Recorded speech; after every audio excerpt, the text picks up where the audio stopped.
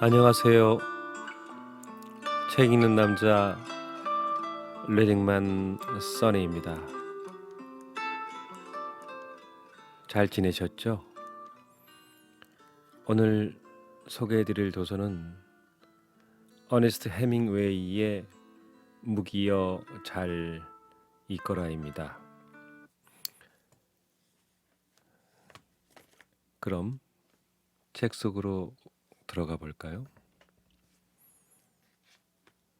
어네스트 해밍웨이 무기여 잘 있거라. 그의 늦은 여름 우리는 강과 들판 너머로 산이 바라다 보이는 마을의 한 민가에서 지냈다. 강바닥에는 햇볕에 말라 휘어진 돌들과 자갈들이 많았고 빠르게 흐르는 맑은 강물은 군데군데 푸른색을 띠었다. 군대가 그 집 옆을 지나 길 아래쪽으로 내려가면 그들이 일으킨 먼지가 나무 잎사귀들을 뿌옇게 만들었다. 나무줄기들 역시 먼지를 뒤집었었고 그의 가을에는 잎사귀들이 일찍 떨어졌다. 군대가 길을 따라 행진하면 먼지가 일어나고 미풍에 흔들리던 잎사귀들이 떨어졌다.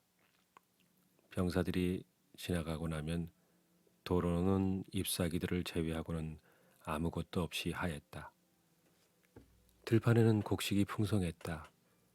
과일나무를 키우는 과수원들도 많았다. 하지만 들판 너머의 산들은 갈색으로 앙상했다. 산속에서는 전투가 벌어져 밤마다 대포의 섬광을 볼 수 있었다. 대포 불빛은 어둠 속에서 여름날의 번개처럼 번쩍거렸다. 그러나 공기는 서늘했고 폭우가 닥쳐올 기미도 없었다. 때때로 어둠 속에서 창문 아래로 군대가 행진하는 소리와 견인차에 매달려가는 박격포들의 소리가 들려왔다. 밤에는 안장 양쪽에 탄약통을 싣고 도로에 나선 노새들, 병사들을 나르는 회색 군용 트럭 등 차량 통행이 잦았고 캔버스로 덮인 짐들을 적재한 다른 트럭들도 그 대열에 섞여 천천히 움직였다. 낮 동안에는 트랙터들에 매달려 가는 대포들도 종종 눈에 띄었다. 기다란 포시는 초록색 가지들로 위장되었고 트랙터들도 잎이 무성한 초록가지들과 덩굴들로 덮여 있었다. 북쪽으로 눈을 돌리면 계곡 너머 밤나무 숲이 보였고 그 숲 뒤에는 강 이쪽 편에도 다른 산이 있었다. 그 산에서도 전투가 벌어졌지만 승리를 거두지는 못했다. 가을과 함께 장마가 오면 잎사귀들이 밤나무에서 모두 떨어져 가지가 앙상하게 되었고 줄기는 비에 젖어 거무튀튀해졌다. 포도원의 가지들도 잎사귀들을 모두 떨구어 수척하고 앙상하기는 마찬가지였고 모든 고장이 축축한 갈색으로 음산해졌다. 강에서는 안개가 피어올랐고 산 위에는 구름이 솟아났으며 트럭들이 도로에 진흙을 튀기는 바람에 병사들의 망토는 온통 진흙과 습기로 가득했다. 병사들의 소총도 축축해졌다. 병사들의 외투 속 벨트 앞부분에는 가죽 탄약 상자 2개가 메어져 있었다. 가늘고 긴 6.5mm 탄약 묶음들이 들어있어서 묵직한 회색 가죽통이었는데 그런 복장으로 도로를 행진하면 마치 임신 6개월의 임신부 같아 보였다.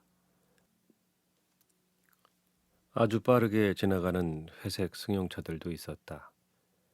운전병 옆 조수석에는 보통 장교가 앉았고 뒷좌석에도 장교들이 탔다.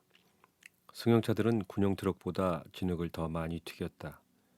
뒷좌석의 두 장군 사이에 덩치가 아주 작은 장교가 앉아있고 그가 너무 왜소해서 얼굴은 고사하고 장교목 꼭대기 부분과 비좁은 등만 살짝 보이는 경우 게다가 그 승용차가 아주 빨리 달리는 경우라면 틀림없이 거기엔 아마도 국왕이 타고 있을 터였다. 우디네에 살고 있던 그는 이곳의 전황을 살피기 위해 거의 매일 이쪽으로 시차를 나왔는데 전황은 아주 나쁘게 돌아갔다. 겨울이 시작되면서 비가 줄기차게 내렸고 비와 함께 콜레라가 찾아왔다. 하지만 전염병은 곧 진압되었고 군대에서 그 병으로 죽은 사람은 겨우 7천 명뿐이었다. 제 2편. 이듬해에는 승리가 잦았다. 산과 밤나무가 자라는 계곡 건너편 언덕을 탈환했고 남쪽 고원의 들판에서도 승리했다. 우리는 8월에 강을 건너가 고리치아에 있는 민가에서 지냈다. 그 집에는 분수가 있었고 담을 두른 정원에는 시원한 그늘을 들이오는 나무들이 많았으며 집 옆에는 자줏빛 등나무 덩굴이 우거졌다. 이제 전투는 채 1마일도 떨어지지 않은 그 다음 산에서 벌어지고 있었다. 마을은 아주 고즈넉했고 우리가 지내는 집은 정말 훌륭했다.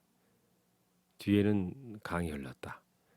우리는 마을을 아주 손쉽게 탈환했으나 그 너머의 산들은 아직 되찾지 못하고 있었다.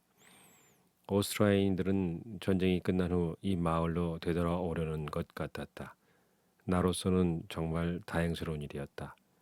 그들은 이 마을을 파괴하는 대신 군사적인 관점에서 아주 제한적으로만 포격을 가한 것이다. 이곳 주민들은 전처럼 이곳에서 계속 살아나갔다. 마을에는 병원들과 카페들이, 골목길 위쪽에는 포대가, 그리고 각각 장교들과 사병들을 위한 장려집들이 있었다. 여름이 끝나면서 서늘한 밤이 찾아왔고 마을 너머의 산속에서는 전투가 계속되었다. 철도다리의 철판에 대포자국이, 전투가 벌어졌던 강 옆에는 박살난 터널이, 광장 둘레에는 나무들이, 광장까지는 가로수 길들이 있었고 이런 것들과 더불어 마을에는 여자들이 있었다.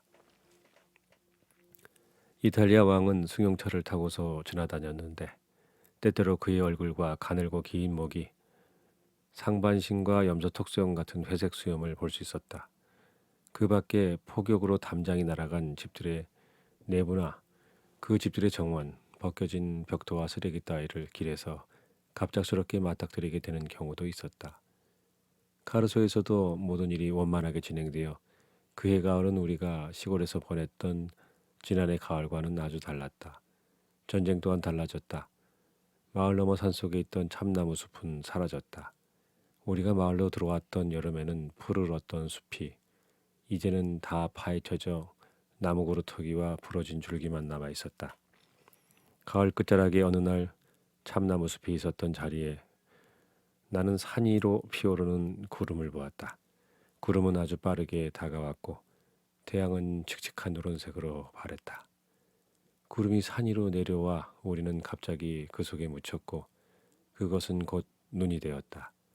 눈이 바람을 따라 비스듬히 내려와 헐벗은 땅은 곧 눈으로 뒤덮였다.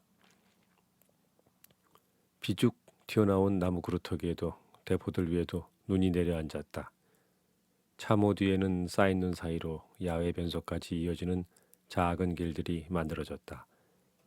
마을로 내려온 나는 장교용 창녀집 창문 밖으로 눈이 내리는 광경을 보았다. 나는 한 친구와 거기 앉아서 2개의 술잔을 앞에 놓고 아스티를 마셨다. 천천히 무겁게 내리는 눈을 바라보면서 우리는 그 해에는 모든 것이 끝났음을 실감했다. 강 위쪽 산은 아직 어느 쪽의 것도 아니었다. 내년으로 넘겨야 할 것이다. 사제가 식당에서 나와 진창을 피해 조심스럽게 거리를 걸어가는 것을 보고 친구는 창녀집 창문을 탕탕 쳐서 그의 주위를 끌었다. 사제는 고개를 쳐들더니 우리를 보고 미소 지었다. 친구가 그에게 들어오라는 손짓을 했다. 사제는 고개를 가로젓고서 계속 걸어갔다. 그날 밤 우리는 식당에서 스파게티를 먹었다. 모두들 진지해져서 아주 빠른 속도로 먹었다.